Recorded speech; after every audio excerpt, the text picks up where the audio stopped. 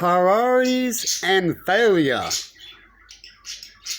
Now, when a country is starving, country needs to get their shit together in education. They need more materials to fix things, so they need to connect to get those materials. And you look around, and instead of getting these things, we get them building guns, and their scientists, instead of trying to figure out what main priorities are in connection, because that's the first thing you do before you get your bonuses, that's what they teach us, that's what we know, they will be building other things, right? Spending their money on other things. And that's what you see all around the world. So instead of people having wise talks, showing a point like an adult should to a kid that are fighting all the time, the adult comes in with the whip. Remember why don't we whip kids anymore? Well, apparently you can make situations worse. But yet we got countries whipping countries. People whipping people. But we tell people not to whip. You get it? Hypocritical. It's everywhere. That's why the world is collapsing. Priorities are not right. Right? They rather say this is too hard, it's going to take a while. And we'll work on these other things too, which will slow down that thing, because we don't know what main priorities is.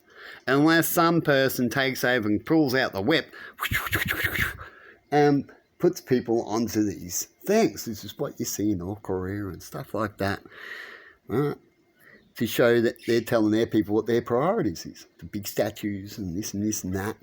And to build a big army, and now the nukes, right? So they can do their next mission to show that their way is better, right? And so they're going to take South Korea. That'll be their first upgrade of succeeding out of their country, so they can get even bigger, right? Like all countries do. You either connect or take over and upgrade, or show people how well you can do in your country, which is doing well without nothing, and North Korea hasn't shown that yet.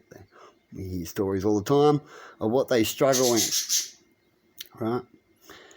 Priorities. So you go ask your leaders right now, what's the main priorities at the moment? You're already in debt. There's no country that doesn't have a country debt, right? Countries are just more debt than others, right? And if there isn't a country that's in debt, they're small and they're nothing big. Well, big countries collectively have bigger problems when it comes to financial debt, right? So when it comes to your country, you can go to your leader, say, we all fine? Your country, you got your water supply figured out, all these things figured out?